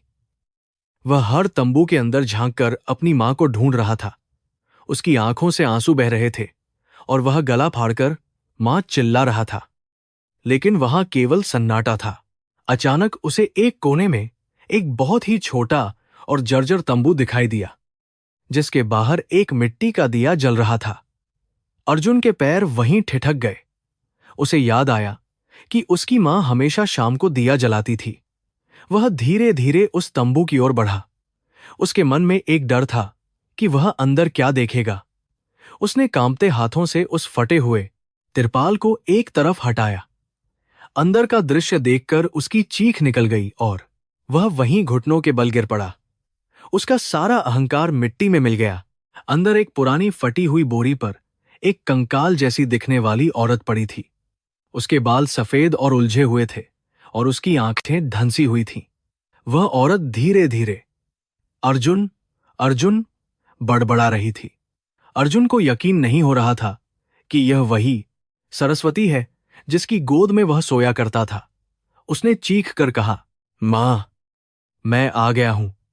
लेकिन उस औरत ने कोई प्रतिक्रिया नहीं दी, जैसे वह इस दुनिया से बहुत दूर जा चुकी हो। अर्जुन का दिल पूरी तरह टूट चुका था। उसने अपनी मां के सूखे और कांपते हाथों को अपने हाथों में लिया और उन्हें चूमने लगा। उसे महसूस हुआ कि उसकी मां का शरीर तेज बुखार से तप रहा था। उसने अपने कोट को उतारकर अपनी मां को ओढ़ा दिया। वह बार बार अपनी मां से माफी मांग रहा था, पर मां की चेतना कहीं खो गई थी। उसे समझ आया कि उसने क्या खो दिया है। उसकी सारी दौलत, उसकी सारी कामयाबी इस टूटे हुए तंबू के सामने जीरो थी। वह अपनी मां की इस हालत का खुद को जिम्मेदार मान रहा था। उस नन्हे तंबू के भीतर की हवा बहुत भारी थी, जिससे अर्जुन को सांस लेने में तकलीफ हो रही थी। चारों ओर गरीबी की ऐसी गंध थी जिसने उसके हृदय को छलनी कर दिया। उसने अपनी मां के पीले पड़ चुके चेहरे को देखा, जो कभी चमक से भरा रहता था, लेकिन अब केवल हड्डियों का ढांचा मात्र रह गया था। अर्जुन के आंसू रुक नहीं रहे थे। उसे विश्वास नहीं हो रहा था कि यह वही देवी है जिसने उसे इस मुकाम तक पहुंचाने के लिए अपनी पूरी जिंदगी आग में झोंक दी थी। सरस्वती की आंखें आधी खुली थीं, पर उनमें कोई चेतना नहीं दिख रही थी। वह बार बार अस्पष्ट आवाज में अपने बेटे का नाम पुकार रही थी, मानो उसकी आत्मा अभी भी उसी मोड़ पर खड़ी हो जहां 10 साल पहले उसने अर्जुन को विदा किया था। अर्जुन ने कांपते हुए अपने हाथों से मां के गालों को छुआ, लेकिन वे बर्फ की तरह ठंडे थे। उसने चिल्लाकर कहा कि मां, आपका अर्जुन आ गया है, कृपया अपनी आंखें खोलिए। लेकिन सरस्वती की स्थिति वैसी ही बनी रही, जैसे वह इस नश्वर संसार से अपना नाता लगभग तोड़ चुकी हो। अर्जुन का महंगा सिल्क का सूट अब उस झोपड़ी की धूल और गंदगी में पूरी तरह सन चुका था, लेकिन उसे इसकी रत्ती भर भी परवाह नहीं थी। वह बार बार खुद को कोस रहा था कि वह अपनी मां को इस हाल में छोड़कर महलों में कैसे सो सकता था। उसके मन में उन 10 सालों की एक एक घटना फिल्म की तरह घूमने लगी। उसे याद आया कि कैसे उसने अपनी मां के पत्रों को अनदेखा किया और उनकी ममता का अपमान किया। यह डॉल को अपराधबोध अब उसे अंदर ही अंदर एक जहरीले नाग की तरह डस रहा था और बेचैन कर रहा था। उसने अपनी जेब से वह पुराना सोने का कंगन निकाला जिसे मां ने उसे विदाई के समय दिया था। उसने वह कंगन सरस्वती के कांपते हाथों में रख दिया और उन्हें चूमने लगा। उसे लगा कि शायद इस कंगन का स्पर्श मां को उसकी पहचान याद दिला दे। कंगन की वह ठंडी धातु सरस्वती के निर्जीव जैसे हाथों पर चमक रही थी। अर्जुन रोते हुए कहने लगा कि मां, देखो, मैं आपकी निशानी वापस ले आया हूं और अब मैं आपको कभी छोड़कर नहीं जाऊंगा। लेकिन सरस्वती के चेहरे पर कोई भी भाव नहीं उभरा। वह केवल शून्य को निहारती रही। तंबू के एक कोने में एक मिट्टी का बर्तन रखा था जिसमें कुछ सूखे हुए चावल के दाने पड़े थे। अर्जुन ने जब उस बर्तन को देखा तो उसका दिल दहल गया। यह सोचकर उसकी रूह कांप गई कि उसकी मां ने न जाने कितने दिनों से भरपेट खाना नहीं खाया होगा। वह मुंबई में हजारों रुपये एक ही शाम के खाने पर उड़ा देता था और यहां उसकी मां एक मुट्ठी अनाज के लिए तरस रही थी। यह विषमता उसे मार रही थी। उसे अपनी सारी सफलता, अपनी कारें और अपना रसूख अब कूड़े के समान लग रहे थे। बाहर गांव वालों की भीड़ जमा होने लगी थी जो यह देखने आए थे कि इस आलीशान गाड़ी से उतरा हुआ साहब कौन है। जब उन्हें पता चला कि यह सरस्वती का वही बेटा अर्जुन है जो 10 साल पहले गायब हो गया था, तो चारों ओर कानाफूसी होने लगी। कुछ लोग गुस्से में थे और कुछ की आंखों में दया थी। अर्जुन ने किसी की परवाह नहीं की। वह बस अपनी मां के चरणों में बैठा रहा। उसे लग रहा था कि वह पूरी दुनिया के सामने नंगा हो गया है और उसकी असलियत सबके सामने आ चुकी है। अचानक सरस्वती ने बहुत धीमी आवाज में पानी मांगा। अर्जुन पागलों की तरह पानी की तलाश में इधर उधर भागने लगा। उसने देखा कि वहां पानी का कोई स्रोत नहीं था, केवल एक गंदा नाला पास से बह रहा था। वह गांव के पुराने कुएं की ओर दौड़ा जहां से उसने बचपन में पानी भरा था। उसके पैर लड़खड़ा रहे थे, लेकिन वह रुकना नहीं चाहता था। उसने कुएं से पानी निकाला और उसे लेकर अपनी मां के पास पहुंचा। उसके हाथ कांप रहे थे जब वह अपनी मां को पानी पिलाने की कोशिश कर रहा था। जैसे ही पानी की कुछ बूंदें सरस्वती के सूखे होंठों को छुईं, उसकी चेतना धीरे धीरे लौटने लगी। उसने अपनी धुंधली आंखों को खोलने की कोशिश की।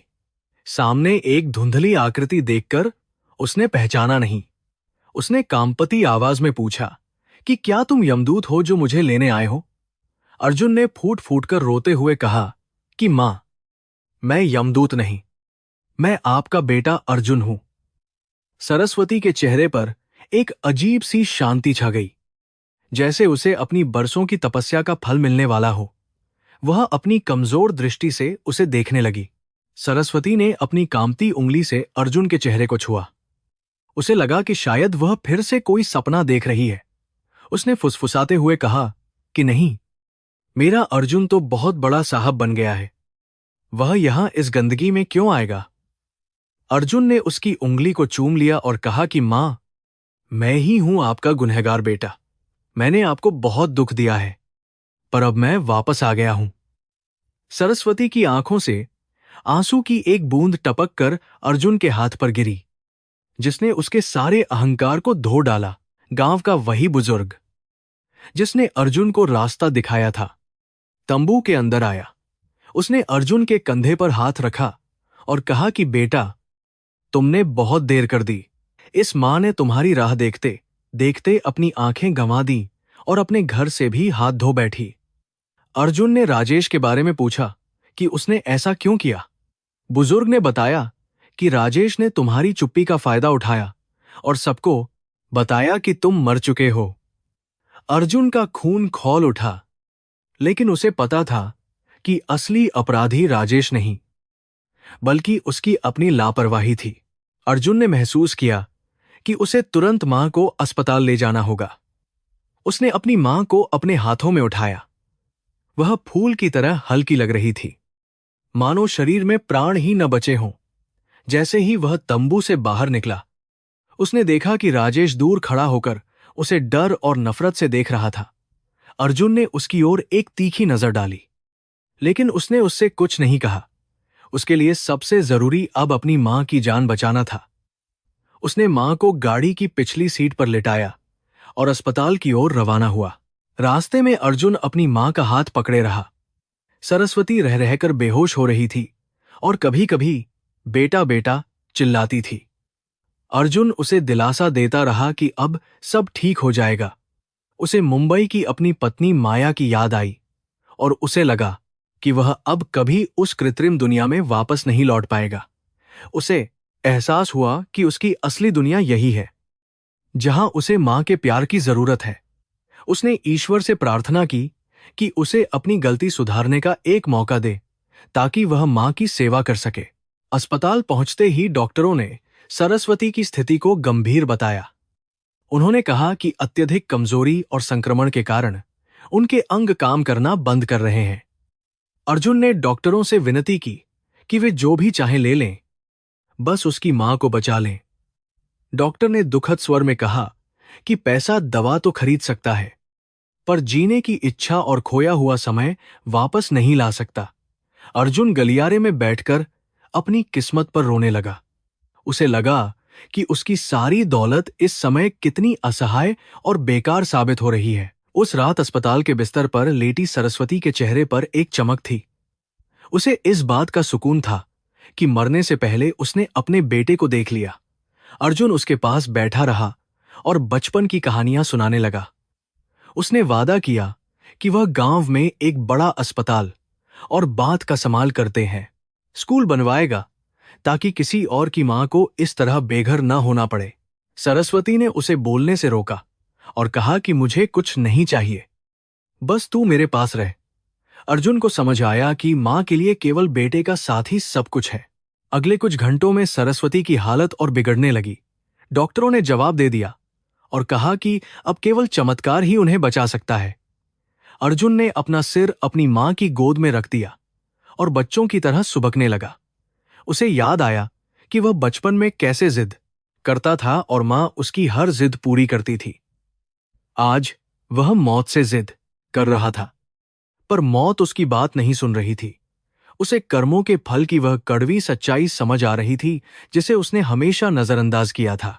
तभी सरस्वती ने अर्जुन को अपने पास बुलाया और उसके कान में कुछ कहा। उसने कहा कि बेटा, कभी किसी गरीब का दिल मत दुखाना और हमेशा याद रखना कि जड़ें ही पेड़ को जीवित रखती हैं। उसने अर्जुन को माफ कर दिया था, क्योंकि एक मां का दिल कभी अपने बच्चे से नाराज नहीं रह सकता। अर्जुन ने उसके पैरों को अपनी आंखों से लगा लिया। उसे महसूस हुआ कि उसकी मां की सांसें अब धीमी हो रही थीं। कमरे में एक गहरी खामोशी छा गई, जो केवल अर्जुन की सिसकियों से टूट रही थी। अस्पताल की खिड़की से बाहर वाराणसी की गंगा आरती की आवाज आ रही थी। शंखों की गूंज और मंत्रों का उच्चारण वातावरण को पवित्र बना रहा था। सरस्वती ने अपनी आंखें बंद कर लीं और उसके चेहरे पर एक अलौकिक मुस्कान थी। अर्जुन को लगा कि उसकी मां अब इस दुख भरी दुनिया से मुक्त होकर किसी अच्छी जगह जा रही है। उसने अपनी मां के हाथों को और कसकर पकड़ लिया, मानो वह उन्हें रोक सकता हो। लेकिन नियति का अपना नियम है और समय का पहिया कभी किसी के लिए भी नहीं रुकता है। अर्जुन को वह दिन याद आया जब उसने पहली बार मुंबई जाने की बात की थी। तब उसकी मां ने कहा था कि शहर की चमक में अपनी सादगी मत खोना। आज वह वापस तो आया था, लेकिन अपनी सादगी और मां दोनों को खो चुका था। उसने महसूस किया कि असली अमीरी बैंक बैलेंस में नहीं, बल्कि उन रिश्तों में है जिन्हें हम अक्सर बोझ समझकर छोड़ देते हैं। उसकी आंखों के सामने पूरी जिंदगी एक गलत गणना की तरह तैर रही थी, जिसका परिणाम आज उसके सामने बहुत भयावह था। पूरी रात वह अस्पताल के उसी कमरे में बैठा रहा। उसने बाहर से आने वाली ठंडी हवा को महसूस किया, जो उसे मां की ममता की याद दिला रही थी। उसने कसम खाई कि वह अब कभी वापस मुंबई नहीं जाएगा। वह इसी मिट्टी में रहेगा और उन लोगों की सेवा करेगा जिन्हें उसकी जरूरत है। उसने महसूस किया कि पश्चाताप ही अब उसकी जिंदगी का एकमात्र मार्ग है। उसे अपनी मां की आवाज अभी भी कानों में गूंजती हुई सुनाई दे रही थी, जो उसे सही रास्ता दिखा रही थी। सुबह की पहली किरण के साथ ही सरस्वती ने अपनी आखिरी सांस ली। अर्जुन का संसार एक पल में पूरी तरह उजड़ गया। उसने अपनी मां के ठंडे शरीर को गले लगा लिया और उसे छोड़ने के लिए तैयार नहीं था। नर्सों और डॉक्टरों ने उसे शांत कराने की कोशिश की, पर वह पागलों की तरह विलाप कर रहा था। उसे लगा कि वह आज वास्तव में अनाथ हो गया है। उसकी सारी सफलता अब एक बोझ की तरह उसके सीने पर दब रही थी, जिसे वह अब और नहीं ढोना चाहता था। अर्जुन अस्पताल के उस ठंडे कमरे में जड़वत बैठा था, जहां उसकी मां ने अभी अभी अपनी अंतिम सांस ली थी। कमरे की खामोशी उसके कानों में शोर मचा रही थी और उसे अपनी सफलता पर घृणा हो रही थी। उसने महसूस किया कि जिस मां ने उसे दुनिया दिखाई, उसे उसने अंत समय में एक तंबू में मरने के लिए छोड़ दिया था। उसके पास करोड़ों रुपये थे, लेकिन वह अपनी मां के लिए एक भी सांस नहीं खरीद सका। यह एहसास उसे एक गहरे अंधेरे गर्त में धकेल रहा था, जहां केवल पश्चाताप और अंतहीन पीड़ा थी। उसने सरस्वती के पार्थिव शरीर को अपने कंधों पर उठाया और गंगा के पवित्र तट की ओर चल पड़ा। वाराणसी की गलियां मंत्रोच्चार और शंख की ध्वनियों से गूंज रही थीं, लेकिन अर्जुन को केवल अपनी मां की करुण पुकार सुनाई दे रही थी। मणिकर्णिका घाट पर जलती चिताओं के बीच उसने अपनी मां को चंदन की लकड़ियों पर लिटाया।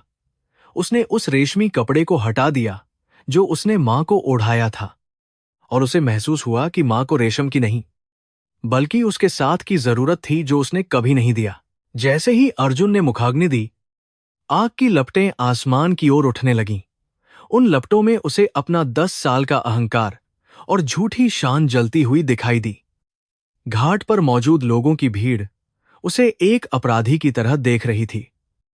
उसे याद आया कि कैसे उसकी मां ने उसे पालने के लिए खुद को जलाया था। छोड़ दूं, और आज वह अपनी मां के शरीर को अग्नि को समर्पित कर रहा था।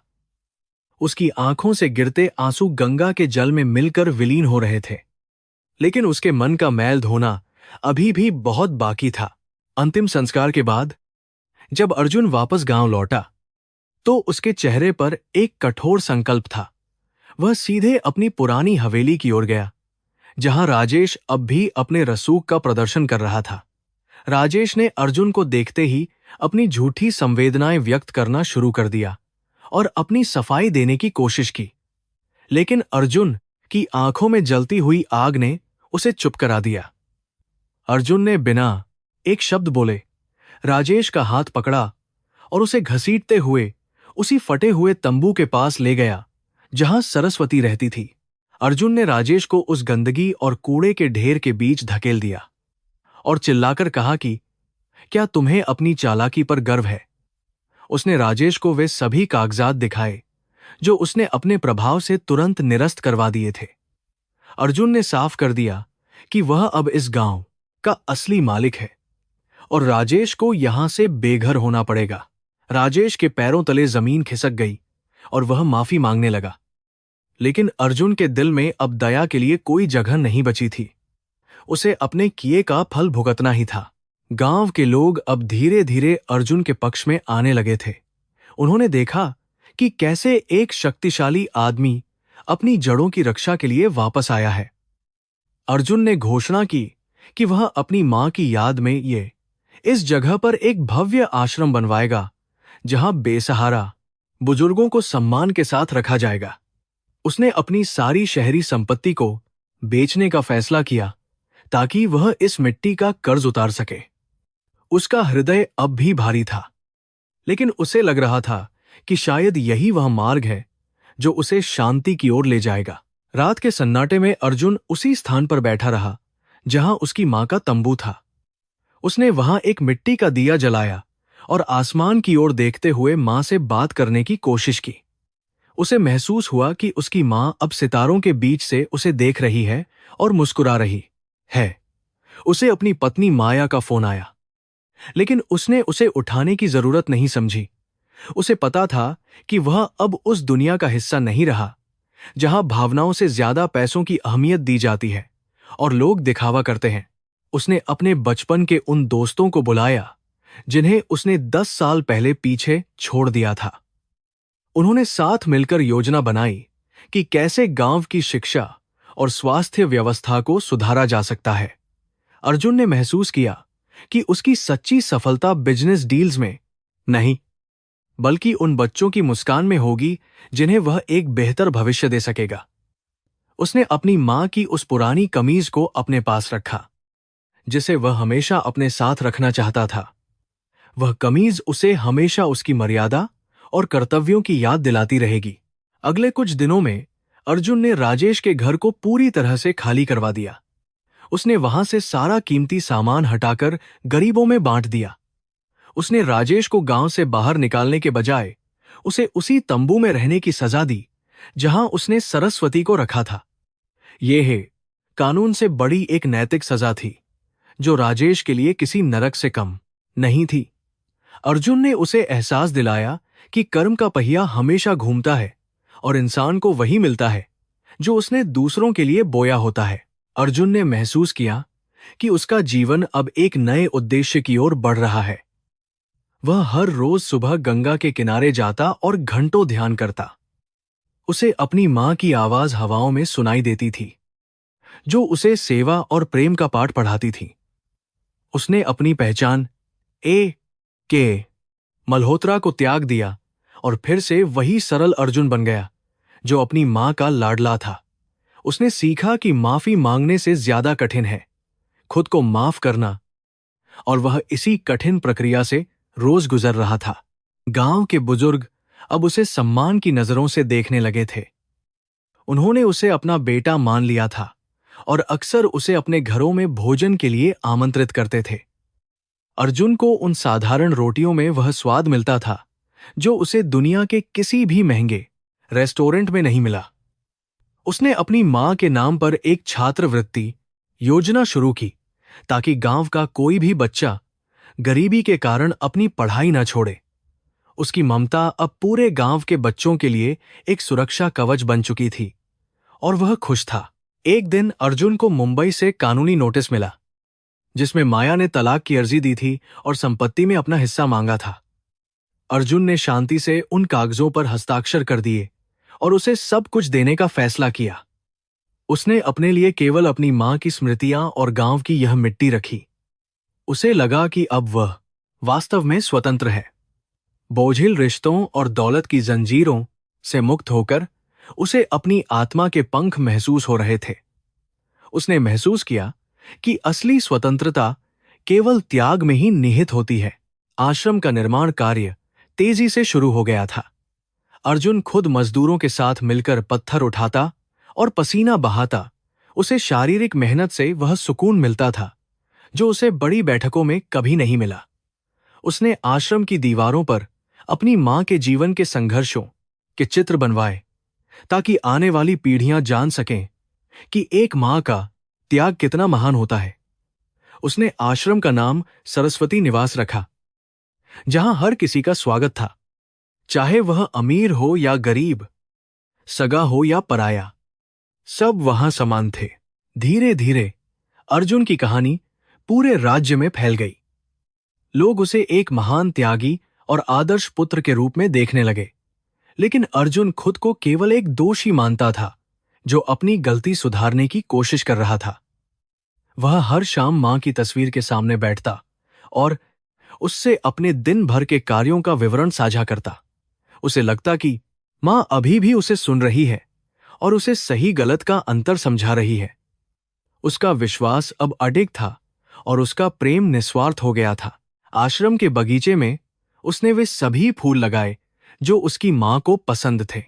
चमेली और गुलाब की खुशबू पूरे वातावरण को महका देती थी। अर्जुन अक्सर वहां बैठकर घंटों पढ़ता था या फिर बच्चों को कहानियां सुनाता था। उसे महसूस हुआ कि उसने जो समय मुंबई की भीड़-भाड़ में खोया था, वह उसे यहां की शांति में वापस मिल रहा है। उसे अपनी सफलता पर अब गर्व नहीं, बल्कि ग्लानि होती थी। उसने सीखा कि जीवन का असली अर्थ केवल दूसरों के लिए जीने और उनकी सेवा करने में ही है। एक शाम अर्जुन ने देखा कि एक बूढ़ी औरत जो बिल्कुल उसकी मां जैसी दिखती थी, आश्रम के द्वार पर खड़ी थी। वह भूखी और प्यासी थी। अर्जुन ने दौड़कर उसे सहारा दिया और उसे अंदर लाकर भोजन कराया। उसने उस औरत के चरणों को धोया और उसे वह सम्मान दिया जिसकी वह हकदार थी। उस क्षण अर्जुन की आंखों में आंसू आ गए और उसे लगा कि उसकी मां किसी न किसी रूप में वापस लौट आई है। उसने महसूस किया कि सेवा ही सबसे बड़ी प्रार्थना है और यही उसका मोक्ष है। आश्रम में अब सैकड़ों लोग रहने लगे थे और वह एक बड़े परिवार की तरह बन गया था। अर्जुन अब सबकी देखभाल करने वाला एक अभिभावक था। उसने अपनी मां की उस पोटली को मंदिर में सुरक्षित रख दिया था ताकि लोग जान सकें कि एक मां का आशीर्वाद कितना कीमती होता है। उसने कभी पीछे मुड़कर नहीं देखा और न ही कभी अपने पुराने वैभव को याद किया। उसके लिए अब यह गांव और यहां के लोग ही उसका संसार थे। उसने अपने जीवन की नई परिभाषा लिख दी थी जो अमर थी। राजेश की हालत अब बहुत खराब हो गई थी। वह बीमारियों से घिर गया था और उसके पास कोई नहीं था। अर्जुन ने उसे आश्रम में जगह दी और उसकी सेवा की। राजेश को अपनी गलती का गहरा एहसास हुआ और वह अर्जुन के पैरों में गिरकर रोने लगा। अर्जुन ने उसे माफ कर कैसे माफ कर गलत ही दिया क्योंकि उसकी मां ने भी उसे माफ कर दिया था। उसने सीखा कि बदला लेने से ज्यादा सुकून माफ करने में मिलता है। इस क्षमा ने अर्जुन के हृदय के अंतिम बोझ को भी हल्का कर दिया और वह शांत हो गया। समय गुजरता गया और अर्जुन के चेहरे पर एक दिव्य आभा आ गई। वह अब केवल एक इंसान नहीं बल्कि प्रेम और करुणा का प्रतीक बन गया था। उसने गांव की हर बेटी को, अपनी बहन और हर बुजुर्ग को अपने माता पिता के समान माना। उसकी संपत्ति अब सबकी थी और उसका समय भी सबके लिए समर्पित था। उसने साबित कर दिया कि अगर इंसान चाहे तो अपने पापों का प्रायश्चित कर सकता है और एक नई शुरुआत कर सकता है। उसका जीवन अब पूरी तरह से मां सरस्वती की शिक्षाओं पर आधारित था। एक रात जब अर्जुन अपनी मां की तस्वीर के सामने बैठा था, उसे लगा कि मां उससे कह रही है कि अब वह शांति से सो सकता है। उसने अपनी आंखें बंद कीं और एक लंबी गहरी सांस ली। उसने महसूस किया कि उसके जीवन का मिशन अब पूरा हो चुका है। उसने अपनी मां की इज्जत को वापस पा लिया था और समाज को एक नया रास्ता दिखाया था। उसकी आत्मा अब पूरी तरह से स्वतंत्र और शुद्ध महसूस कर रही थी। उसने मुस्कुराते हुए अपनी आंखें खोलीं और नए दिन का इंतजार करने लगा। अगले दिन गांव में एक बड़े मेले का आयोजन था जहां अर्जुन को मुख्य अतिथि के रूप में बुलाया गया था। उसने मंच से भाषण नहीं दिया बल्कि चुपचाप लोगों के बीच बैठकर उनकी बातें सुनी। उसने देखा कि कैसे शिक्षा और स्वास्थ्य के क्षेत्र में गांव ने प्रगति की थी। उसे अपनी मां पर बहुत गर्व हुआ क्योंकि यह सब उन्हीं की प्रेरणा से संभव हुआ था। उसने महसूस किया कि एक मां का प्यार कभी नहीं मरता। वह बस अपना स्वरूप बदलकर समाज की भलाई में प्रवाहित होने लगता है और अमर हो जाता है। बीते कई वर्षों में गांव की सूरत पूरी तरह बदल गई थी, लेकिन अर्जुन के हृदय में बसी अपनी मां की यादें वैसी ही ताजी थीं। सरस्वती निवास अब केवल एक आश्रम नहीं बल्कि मानवता और निस्वार्थ प्रेम का एक तीर्थ बन चुका था। यहां आने वाले हर बुजुर्ग को अर्जुन में अपना ही बेटा दिखाई देता था। अर्जुन ने अपनी पूरी संपत्ति और अपना जीवन उन लोगों के लिए समर्पित कर दिया था जिन्हें समाज ने ठुकरा दिया था। वह हर रोज सुबह अपनी मां की तस्वीर के सामने दीप जलाकर अपने दिन की शुरुआत करता था। गांव के बच्चे अब ऊंचे स्वर में मंत्रों का उच्चारण करते थे और स्कूल में नैतिक मूल्यों की शिक्षा लेते थे। अर्जुन ने सुनिश्चित किया था कि शिक्षा केवल किताबों तक सीमित न रहे बल्कि बच्चों को अपने माता पिता के प्रति कर्तव्यों का बोध भी कराया जाए।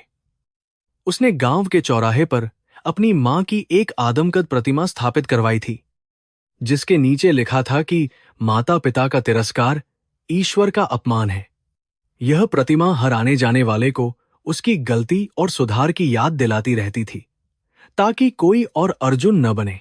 अर्जुन के बाल अब पूरी तरह सफेद हो चुके थे और उसके चेहरे पर शांति का एक अनोखा तेज था। वह अब मुंबई के उस अहंकारी बिजनेसमैन से कोसों दूर एक संत जैसा जीवन जी रहा था। वह हर शाम गंगा के किनारे बैठता और डूबते सूरज को देखता। उसे महसूस होता कि सूरज का अस्त होना भी उतना ही सुंदर है जितना उसका उदय, बशर्ते जीवन सही तरीके से जिया गया हो। उसने अपनी मां की उस पुरानी फटी हुई साड़ी को एक फ्रेम में मढ़वाकर अपने कमरे में सबसे ऊंचे स्थान पर लगाया था। एक दिन एक युवक मुंबई से भागकर गांव आया, जो अपने माता पिता को वृद्धाश्रम में छोड़कर बहुत सफल होना चाहता था। अर्जुन ने उसे अपने पास बुलाया और अपनी पूरी कहानी विस्तार से सुनाई। उसने युवक को वह स्थान दिखाया जहां उसकी मां का फटा हुआ तंबू था। अर्जुन की आंखों में आए आंसू और उसकी कहानी की सच्चाई ने उस युवक का हृदय परिवर्तन कर दिया। वह युवक उसी रात वापस अपने माता पिता के पास लौट गया। अर्जुन को महसूस हुआ कि उसने आज एक और परिवार को बिखरने से बचा लिया है। राजेश का अंत भी बहुत ही शांतिपूर्ण रहा। अर्जुन ने उसे न केवल माफ किया बल्कि उसके अंतिम समय में उसकी बहुत सेवा भी की। राजेश ने अपनी आखिरी सांस अर्जुन की गोद में ली और बार बार माफी मांगते हुए प्राण त्यागे। अर्जुन ने सीखा कि बदला लेने से केवल नफरत बढ़ती है, लेकिन क्षमा करने से इंसान खुद के भीतर की कड़वाहट से मुक्त हो जाता है। उसने राजेश का अंतिम संस्कार भी एक भाई की तरह किया, जिससे गांव वालों के मन में उसके प्रति सम्मान और भी बढ़ गया। आश्रम में अब एक बड़ा पुस्तकालय और चिकित्सा केंद्र भी खुल गया था। अर्जुन ने शहर के बड़े डॉक्टरों को गांव में आने और मुफ्त सेवा देने के लिए प्रेरित किया। उसने साबित कर दिया कि अगर नीयत साफ हो तो एक अकेला व्यक्ति भी समाज में बड़ा बदलाव ला सकता है। वह अक्सर रात के समय आश्रम के बगीचे में टहलता और बुजुर्गों के साथ पुरानी कहानियां साझा करता। उसे उन बुजुर्गों की दुआओं में अपनी मां का आशीर्वाद महसूस होता था, जो उसे हर दिन नई ऊर्जा और प्रेरणा प्रदान करता था। अर्जुन ने अपने वसीयतनामा में लिखा कि उसके मरने के बाद उसकी सारी बची हुई संपत्ति आश्रम के ट्रस्ट को दे दी जाए। उसने यह भी निर्देश दिया कि उसकी चिता की राख को उसी स्थान पर बिखेरा जाए जहां उसकी मां का तंबू था, ताकि वह अंततः अपनी मां की धूल में मिल सके। उसके लिए अब स्वर्ग और मोक्ष केवल अपनी मां की सेवा और उसकी यादों में ही समाहित थे। उसने जीवन के हर भौतिक सुख को पीछे छोड़ दिया था और अपनी आत्मा की गहराई में शांति को पा लिया था। गंगा की लहरें आज भी वैसे ही बह रही थीं जैसे 10 साल पहले बहती थीं, लेकिन अर्जुन अब बदल चुका था। उसने अपनी मां के उस सोने के कंगन को गांव के मंदिर की देवी की मूर्ति को अर्पित कर दिया। उसने सोचा कि यह कंगन केवल एक आभूषण नहीं, बल्कि एक मां की तपस्या का प्रतीक है। जब भी मंदिर की घंटी बजती, अर्जुन को लगता कि उसकी मां उसे पुकार रही है। उसका जीवन अब एक भजन की तरह पवित्र और निस्वार्थ हो गया था, जिसकी गूंज पूरे गांव में सुनी जा सकती थी। बरसात के मौसम में जब पहली बारिश की बूंदें मिट्टी पर गिरती, तो अर्जुन को उस सौंधी खुशबू में अपनी मां की महक आती। वह बच्चों की तरह बारिश में भीगता और अपनी मां को याद करता। उसे अब गरीबी से डर नहीं लगता था और न ही अमीरी का मोह था। उसने उस संतुलन को पा लिया था जो एक सुखी जीवन के लिए अनिवार्य है। उसने अपनी मां के त्याग को व्यर्थ नहीं जाने दिया और उसे एक सामाजिक क्रांति में बदल दिया जो आने वाली पीढ़ियों के लिए मार्गदर्शक बनी। एक पूर्णिमा की रात, जब चांद अपनी पूरी चमक के साथ आसमान में था, अर्जुन ने महसूस किया कि उसकी मां उसके बिस्तर के पास बैठी है। उसने देखा कि मां के चेहरे पर वही पुरानी ममतामयी मुस्कान थी। मां ने उसके सिर पर हाथ रखा और कहा कि बेटा, अब मुझे तुम पर गर्व है। अर्जुन की आंखों से खुशी के आंसू छलक पड़े और उसने महसूस किया कि उसका प्रायश्चित अब पूरा हो गया है। उस रात उसे वह गहरी नींद आई जो उसे पिछले 10 सालों में कभी नहीं मिली थी।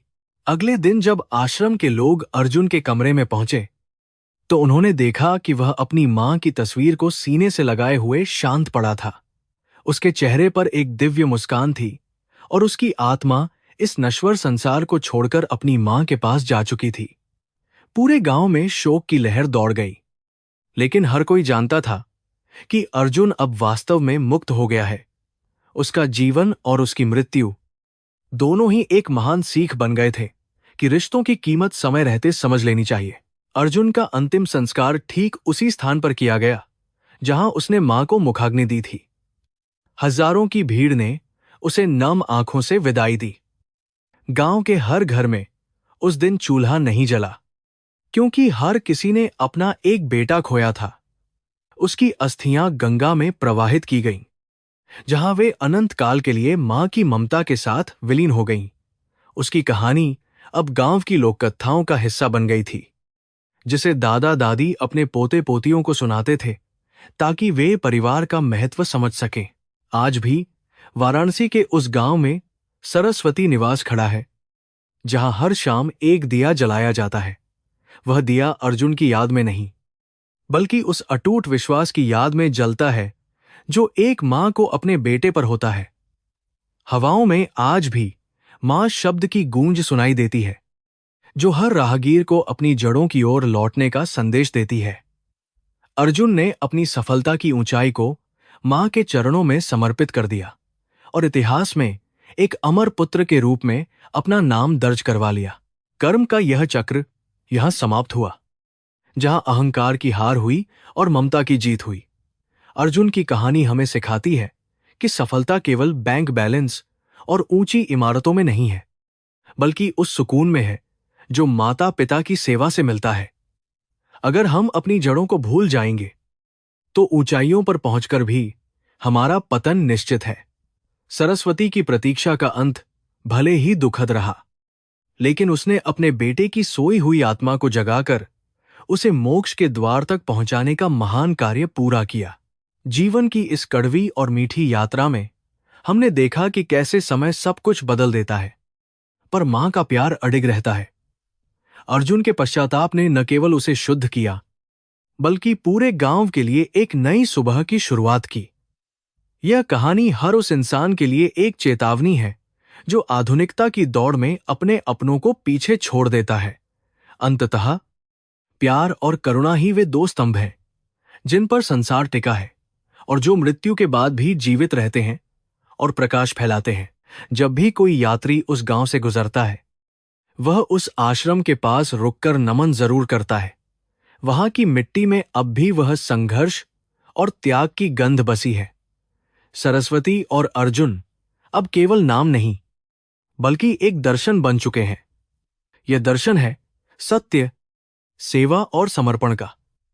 गंगा का बहता जल साक्षी है कि संसार में सब कुछ नश्वर है, पर एक मां का आशीर्वाद और एक पुत्र का सच्चा पश्चाताप कभी निष्फल नहीं जाता। वे सितारों की तरह हमेशा मार्गदर्शन करते रहेंगे। अंधेरी रातों में अब उस कूड़े के ढेर के पास कोई डर नहीं लगता, क्योंकि वहां अब सरस्वती का आशीर्वाद बरसता है। अर्जुन ने उस नरक को स्वर्ग में बदल दिया था। उसकी आत्मा अब शांति से अपनी मां की गोद में विश्राम कर रही होगी। यह कहानी हमें याद दिलाती है कि समय रहते अपनों को गले लगा लेना चाहिए, क्योंकि गुजरा हुआ वक्त और बीती हुई सांसें कभी वापस नहीं आती। प्रेम ही एकमात्र सत्य है और बाकी सब केवल मोह माया का एक खेल मात्र है। इस प्रकार सरस्वती और अर्जुन की यह गाथा प्रेम, त्याग और कर्म के संगम के रूप में समाप्त होती है। यह केवल एक कहानी नहीं, बल्कि जीवन का एक दर्पण है जिसमें हमें अपना चेहरा देखना चाहिए। क्या हम भी किसी सफलता की दौड़ में अपनी मां को तो नहीं भूल रहे? यह प्रश्न हर पाठक के मन में गूंजना चाहिए। जीवन की सार्थकता इसी में है कि हम अपनी जड़ों को सींचते रहें, ताकि हमारा अस्तित्व हरा भरा बना रहे और हम अंत समय में शांति से अपनी आंखें मूंद सकें।